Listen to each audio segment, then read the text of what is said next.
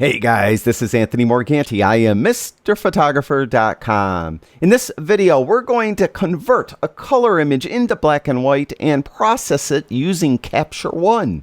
We're going to take this color image and convert it into black and white and end up with something like this.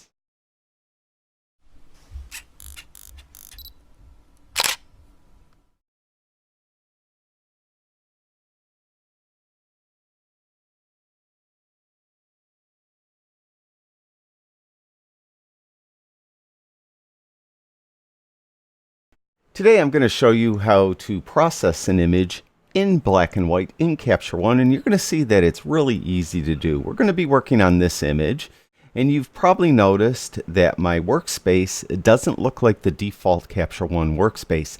That's because I customized it.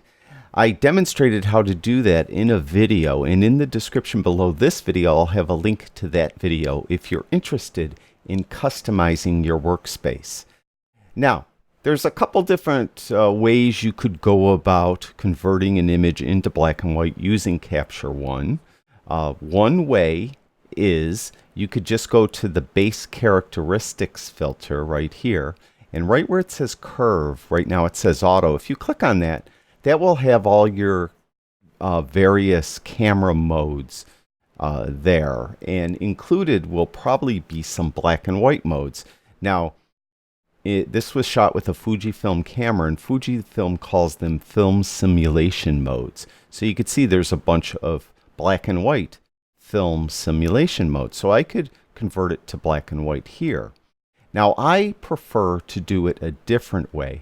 If you go over here to this tab with the three circles, there's the black and white filter right there. And if we click on that, will enable black and white. And the reason why I prefer to do it here is we could affect the black and white mix right here with these sliders. So for example, if I want to affect the blue sky, I could go to the blue slider, and if I move it to the right, I'll make the sky brighter, and if I move it to the left, I'll make it darker. So I could affect any of these colors that are in the original color image. Now personally, I like to convert to black and white right away. First thing I do, convert to black and white, because I like to process from that point forward looking at the black and white image. Some people prefer to do some base processing and then convert it to black and white. There's really no right or wrong way. So do whatever you're most comfortable with. I'm going to convert it to black and white right now, and I'm going to come back to these sliders. I'm not going to do anything right now. I am going to go back to the custom tab I've created with the adjustments I most often do, and then I'm going to adjust this image from scratch now, from this black and white base. So I don't have to do anything with base characteristics or white balance. That's fine. I think, going to go to the high dynamic range, and I'm just going to see what these sliders actually do, like if they're affecting the image in a way that I need it to be affected. I don't really think I need to do anything, I think, with either of these sliders. So I'm going to leave those alone. We'll go to the exposure slider. And as you can see, now that we're in black and white, the saturation slider, of course, won't do anything. I'm going to add some contrast, just a little bit here. I'm going to go to levels, and I'm going to pull this right bottom side in to get a better white point. So it's making my whites a little whiter. And then I'll pull this side in a little bit to make my the blacks a little blacker. So it's actually adding a lot more contrast to the scene. So I think that actually looks pretty good right there. Let's see. I don't know if there's a lot of noise in this image. There's a tiny bit, so we'll go to noise reduction. And I'm going to move luminance noise to the right, just about a little bit, to like 65. And give it a chance to render. And there's still just a tiny bit there. I bet you probably can't even see it in the video. So I'm just going to inch that up to 70. And I think that's good. I don't need to do anything else with the other sliders. Go to clarity, and I'm going to add some clarity to the image as well. And I'll add a bit of structure. clarity, I mentioned many times, is mid-tone contrast. So it tends to add contrast to the midtones, which gives the effect of making the image look a little sharper. Structure will actually add contrast to any edges, so it's going to make the image sharper basically because of that. So we'll do that. I don't think I need to do anything with the curve filter. Color editor, I'm not going to do anything, obviously. We'll go to sharpening. I'm going to zoom in again by double clicking, and I'm going to go to an area. It's not really a lot of detail here that needs to be sharpened, but let's see if I just move this up to just like around 300. That's over sharpened as I look at the trees. So I'm going to bring it back down to maybe 230. That looks much better. Double click again to zoom out. So far so good. Now I got looks like a piece of garbage. Oops. Right there. I want to get rid of that. This out in the Hoyt Lake, this is called. This is a buoy. They rent like paddle boats and canoes and things and kayaks, and the rental is over here to the right.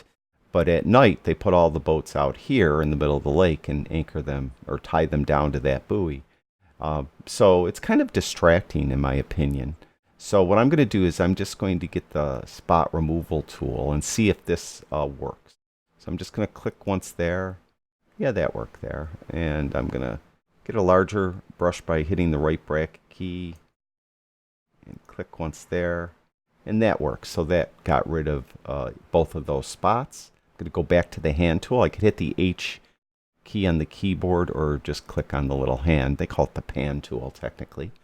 Okay, now as I look at it, because it was a wide angle lens, I think I'll have all the, I can't remember what lens I used actually. I'm going to have all the gear info though in the description below the video, and I'll include all the camera settings and the exposure info as well.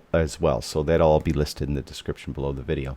But as you can see, it's falling backward a little bit. These light poles aren't perfectly straight up and down. So I'm going to go to the keystone tool right here. We're going to go to the vertical slider, and I'm going to move this to the right until I get those light posts both going straight up and down. And I think that's pretty good right there. Looks much better. Now, I have this bit of tree branch coming out in the image, so I want to get rid of that. So we're going to, well, you know what? I think I'll do that last. What I'm going to do, though, is I'm going to go back to that black and white mix. So I'm going to go to the tab here that has these three circles again. I'm going to go to the black and white filter, and then I have these tabs. Now, mainly you could just move them around and see what is affected by that slider. I don't think there's really much red in this image. Mainly the brickwork is red. It seems to be a little bit. You can see if I move it to the left, it makes it a little darker. If I move it to the right, it makes it a little brighter. So I'll move that to the right a little bit. I think those benches being a little brighter, it looks better. Now yellow will affect the foliage, the trees, and I'm going to move that to the right to brighten up some of those trees out there. Then green will affect the trees, but actually to a lesser extent. I'm going to move this to the left, so it's making some of the trees darker, and then the yellow is making some of those trees lighter. So it's giving me a little more tonal depth. I have some darker trees and some lighter trees. Cyan will affect the sky mostly, so if I move that to the left, bring that sky down a little bit. We'll move blue. Ooh, not that much. That's crazy. Just a little bit. I mean, I don't want it like so dramatic that it looks fake. And I don't know if magenta, if there's any magenta in this image at all. And there apparently is not, so that's not doing anything. So I'm satisfied with the black and white mix. Now I'm going to go back to my custom tab that I created, and I want to get rid of this tree branch. So what we're going to do is we're going to click and hold with this left mouse button on the plus sign, and I'm going to get a new heal layer. Then what I need to do is go to the brush tool, which is right here. Now we have a brush, and right bracket key will make the brush larger, left bracket key smaller. If I right click, I'll get the brush attributes, and I just want to make sure hardness is all the way down, opacity and flow are all the way up. That's good. Now I'm going to go to this branch and I'm going to paint over it until I paint all of it. You can see we have that red overlay showing us that we're painting on it. Let go, and then Capture One's going to pick a spot that it thinks matches, and of course it never, ever, ever picks the correct spot. So that isn't any good. So we're going to move it up over in here a little bit. Just kind of keep inching it around till I think it kind of blends in at best. Right there, I think is good. Right there. Yep, that looks pretty good. Got rid of that branch.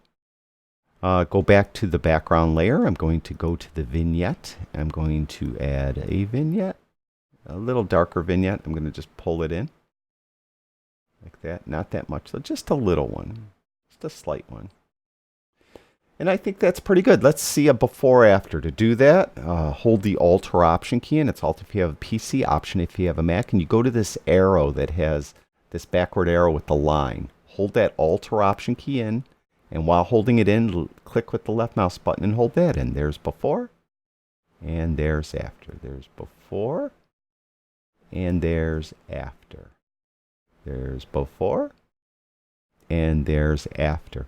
One interesting thing I see that the before after isn't doing, it's not going before the keystone adjustment. So the keystone adjustment is staying the same. Probably that has something to do with the video card. Who knows? But anyway, I want to go back to the hand tool. I'll hit the H key on my keyboard, and that's it. I think I'm done. That's how you convert and process a color image into black and white using Capture One. Super easy to do, and you have a lot of control over the tones in the image. So you could really make the image something that's unique to your style. Thank you, everyone that watches my videos. I truly do appreciate it. I'll talk to you guys soon.